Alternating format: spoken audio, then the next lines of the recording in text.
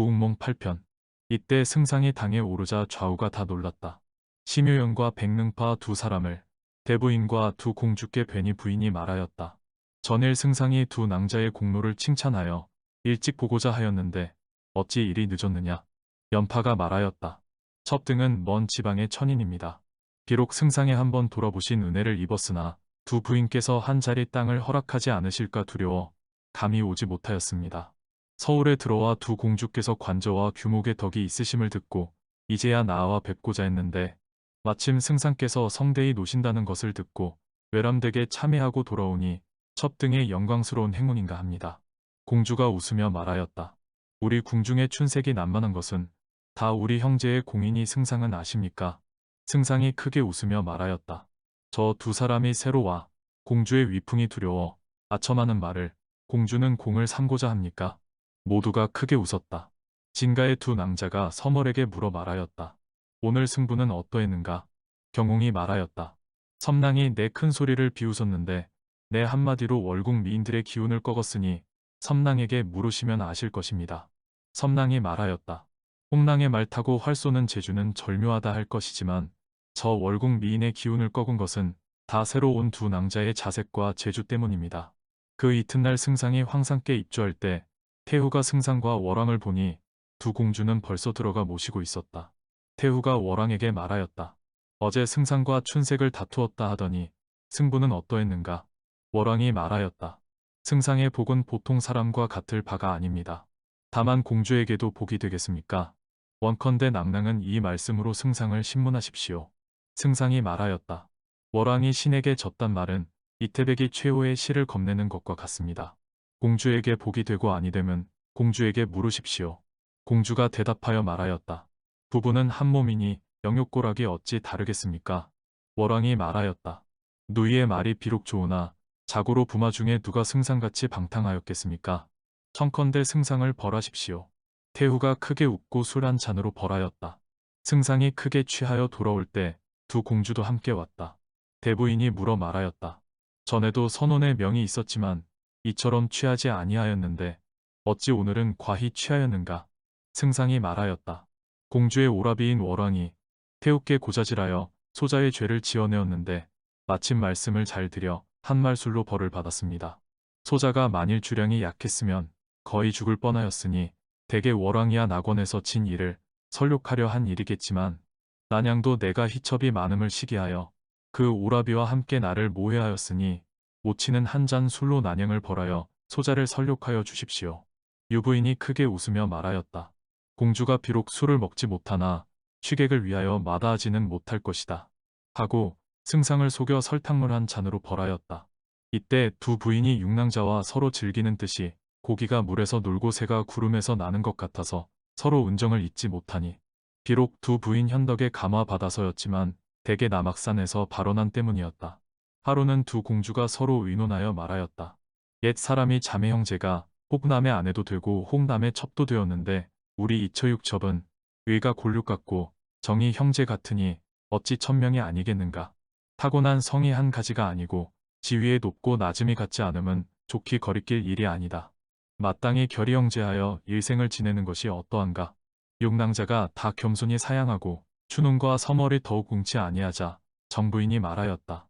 유비, 관우, 장비 세 사람은 군신 사이였지만 형제의 의가 있었고 세존의 처와 등가 여자는 높고 낮음이 현격히 차이가 났지만 함께 제자가 되었으니 당초 미처남이 앞날을 성취하는데 무엇이 관계하겠는가.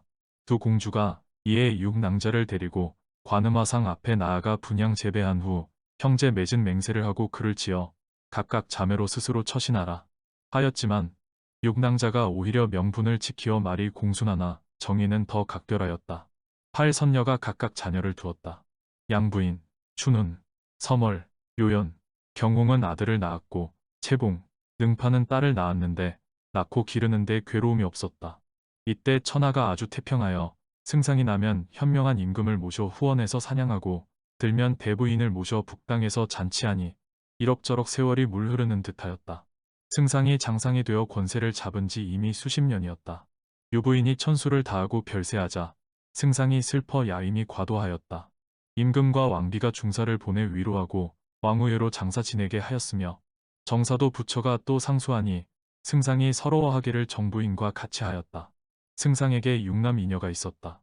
맏아들은 대경이니 정부인의 소생으로 이부상설을 하고, 둘째는 차경이니 적시의 소생으로 경조윤을 하고, 셋째는 순경이니 가시의 소생으로 어사중승을 하고, 넷째는 개경이니 난양의 소생으로 병부시랑을 하고, 다섯째는 오경이니 계시의 소생으로 한리막사를 하고, 여섯째는 치경이니 심시의 소생으로 나이 15의 용력이 전륜하여 금호상 장군이 되었다.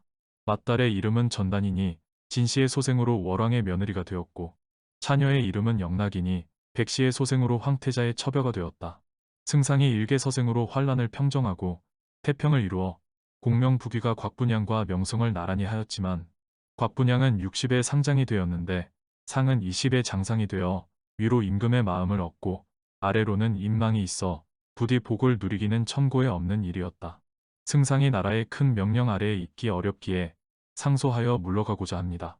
라고 하였지만 상이 친필로 답장을 써 고집스럽게 만류하였다. 그 후 또 상소하여 뜻을 간절히 하자 상이 친필로 답장을 써 말하였다. 경의 높은 절개를 이루어 주고자 하지만 황태후께서 승하하신 후에 어찌 차마 두 공주를 멀리 떠나보낼 수 있겠는가. 성남 40리에 별궁이 있으니 이름은 취미궁이다. 이 궁이 한적하니 경이 은거함이 마땅하다. 하고 승상을 위국공을 더 봉하고 5,000호를 더 상사하며 아주 승상의 인수를 거두었다. 승상이 큰 은혜에 더욱 감격하여 즉시 취미궁으로 가니 이 궁은 종남산 가운데 있어 무대가 장려하며 경치가 아주 빼어나 진실로 복내의 선경이었다. 승상이 그 정전을 비워 나라의 조지와 임금이 지은 시문을 받들어 모시고 그 남은 누각과 정자는 두 공주와 여러 양자가 나누어 거처케 하였다. 승상이 두 부인과 6낭자를 데리고 물에 다다라 달을 희롱하고 산에 들어가 매화를 찾아 혹시도 화답하며 검은고도 타니 만년의 조용한 복을 니에 아니 칭찬하겠는가. 8월 보름날은 승상의 생일이어서 모든 자녀들이 다 헌수하여 잔치하니 그 번화한 모습은 비할 데 없었다. 이럭저럭 구월이 당하니 국화가 만발하여 구경하기 좋은 때였다. 취미궁 서편에 한 높은 누각이 있으니 올라보면 800리 진천이 손바닥 펼친 모양으로 훤히 보였다. 승상이 부인과 낭자를 데리고 올라가 가을 경치를 희롱하는데 어느덧 석양은 기울어지고 구름은 나직히 깔려 가을빛이 찬란하니 마치 그림 속 같았다. 승상이 옥퉁소를 내어 한 곡조를 부니 그 소리가 처량하여 현경이 역수를 건널 때 고점리가 비파를 켜고 초표왕이 해하에서 삼경의 우미인을 이별하는 노래 같았다. 모든 미인이 다 슬픔을 이기지 못하니 두 부인이 물어 말하였다. 승상이 일찍이 공명을 이루고 오래 부귀를 누려 오늘날 좋은 풍경을 당하였는데 퉁소 소리가 처량하여 전일과 다르니 어찌된 일입니까? 승상이 옥퉁소를 던지고 난간에 기대어 밝은 달을 가리키며 말하였다. 동쪽을 바라보니 진시황의 아방궁이 풀 속에 외롭게 서 있고, 서쪽을 바라보니 한무제의 무릉이 가을 풀 속에 쓸쓸하며, 북쪽을 바라보니 당명왕의 화천궁에 빈 달빛뿐이라오. 이 세 임금은 청고의 영웅이어서 사해로 집을 삼고 억조창생으로 신첩을 삼아 해와 달과 별을 돌이켜 천세를 지내고자 하였지만 이제 어디 있는가. 소유는 하동의 한 배옷 입은 선비로 다행히 현명하신 임금을 만나 벼슬이 장상에 이르고 또 여러 낭자와 함께 서로 만나 정이 두텁고 심정이 늙도록 더 긴밀하니 전생 연분이 아니면 어찌 그러하겠소. 연분이 있어 모이고 연분이 닿으면 흩어지기는 천리의 떳떳한 일이오. 우리 한번 돌아가면 높은 누각과 굽은 연목과 노래하던 궁정과 춤추던 정자들이 거친 풀과 쓸쓸한 연기로 적막한 가운데 나무하는 아이와 풀 뜯어 마소 치는 아이들이 손가락질하여 이르되 양승상의 낭자와 함께 놀던 곳이다. 하리니 어찌 슬프지 아니하겠소. 천하에 세 가지 도가 있으니 유도, 선도, 불도라오. 유도는 윤리와 기강을 밝히고 사업을 귀하게 여겨 이름을 죽은 후에 전할 따름이요. 선도는 허망하니 좋게 구할 것 아닌데 오직 불도는 내 근래의 꿈을 꾸면 항상 부들 방석 위에서 참선하는 것이 불가에 반드시 인연이 있는 것 같소.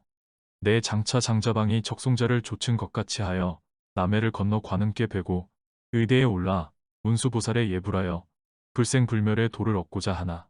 다만 그대들과 함께 반평생을 서로 따르다가 장차 멀리 이별하려 하니 자연 비창한 마음이 퉁소 소리에 나타났던 것이요.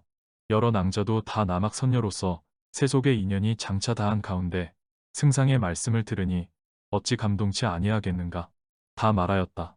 상공이 번화한 중에 이 마음이 있으니 분명 하늘의 뜻입니다. 첩등 8사람이 마땅히 아침 저녁으로 예불하여 상공을 기다릴 것이니 상공은 밝은 스승을 얻어 큰 도를 깨달은 후에 첩등을 가르치십시오. 승상이 크게 기뻐하며 말하였다. 우리 9사람의 마음이 서로 맞으니 무슨 근심이 있겠소. 여러 낭자가 술을 내어와 작별하려 할 때 문득 지팡막대 끄는 소리가 난간 밖에서 나 여러 사람이 다 의심하였다. 한참 후에 한 노승이 나타났는데 눈썹은 한자나 길고 눈은 물결 같아 얼굴과 동정이 보통의 중은 아니었다. 대 위에 올라 승상과 자리를 맞대고 앉아 말하였다. 사냐의 사람이 대승상께 뵙니다. 승상이 일어나 답례하여 말하였다.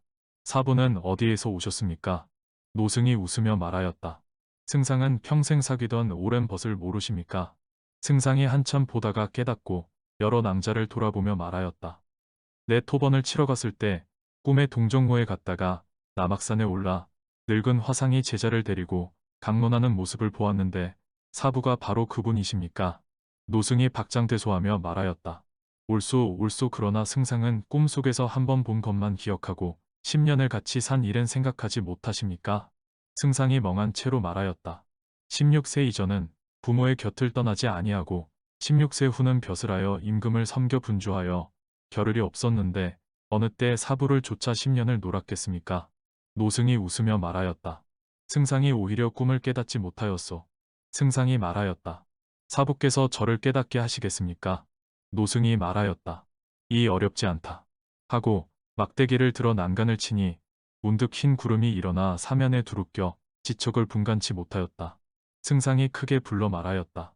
사부는 바른 도리로 가르치지 아니하시고 어찌 환술로 희롱하십니까? 말을 마치지 못하여 구름이 걷히며 노승과 두 부인 육낭자는 간데 없었다. 승상이 크게 놀라 자세히 보니 누대 궁궐은 간데 없고 몸은 홀로 작은 암자 가운데 앉아 있었다. 손으로 머리를 만지니 새로 깎은 흔적이 송송하고 108념주가 목에 걸려 있으니 다시는 대승상 위인은 없고 불과 연화 도장의 성진 소화상이었다. 다시 생각하되 당초 일념 그루침을 사부가 경계하려 하여 인간 세상에 나가 부귀영화와 남녀 정욕을 한번 알게 하신 게구나 하고 즉시 새암에 가 세수한 후 장삼을 바로 입고 고가를 뚜렷이 쓰고 방장에 들어가니 모든 제자들이 다 모여 있었다. 대사가 큰 소리로 말하였다. 성진아, 인간 세상의 재미가 어떠하더냐? 성진이 머리를 땅에 두드리며 눈물을 흘려 말하였다. 이제야 깨달았습니다. 성진이 함부로 굴어 도심이 바르지 못하니 마땅히 괴로운 세계에 있어 길이 앙화를 받을 것을 사부께서 한 꿈을 불러일으켜 성진의 마음을 깨닫게 하시니 사부의 은덕은 천만년이라도 갚지 못하겠습니다. 대사가 말하였다. 내 흥을 뛰어갔다가 흥이 다하여 왔으니 내가 무슨 간섭하겠느냐. 또 내가 세상과 꿈을 다르게 아니 내 꿈을 오히려 깨지 못하였구나. 성진이 2번 절에 사죄하고 설법하여 꿈깸을 청하였다. 이때 팔선녀가 들어와 살해하며 말하였다. 제자 등이 위부인을 모셔 배운 것이 없기에 정욕을 금치 못해 중한 책망을 입었는데 사부께서 구제하심을 입어 한 꿈을 깨었으니 원컨대 제자 되어 길이 갖기를 바랍니다. 대사가 크게 웃으며 말하였다. 너희들이 진실로 꿈을 알았으니 다시는 망령된 생각을 하지 말라. 하고 즉시 대경법을 베풀어 성진과 팔선녀를 가르치니 인간 세상의 모든 변화는 다 꿈 밖의 꿈이요. 한 마음으로 불법에 나아가니 극락세계의 만만세 무궁한 즐거움이었다. 정민현 완남 개간 부흥몽종